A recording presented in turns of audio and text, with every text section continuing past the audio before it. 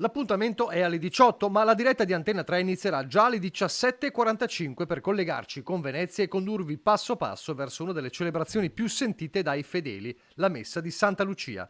Alle 18 in punto le nostre telecamere entreranno nel santuario diocesano di Venezia, dove sono custodite le spoglie della Santa per la celebrazione officiata dal patriarca di Venezia, Monsignor Francesco Moraglia.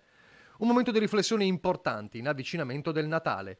Un appuntamento che per l'occasione cambia per un giorno il regolare svolgersi dei notiziari. Antena 3 seguirà la messa in diretta fino alla sua conclusione, lasciando poi spazio al telegiornale di Treviso, come sempre alle 19:30. Dopo l'informazione della Marca andrà in onda il telegiornale di Venezia e a seguire il telegiornale del Veneto che vi accompagnerà fino alla prima serata con Ring, come sempre dalle 21:15. Vi aspettiamo dunque martedì 13 dicembre a partire dalle 17:45 con la diretta straordinaria di Antenna 3.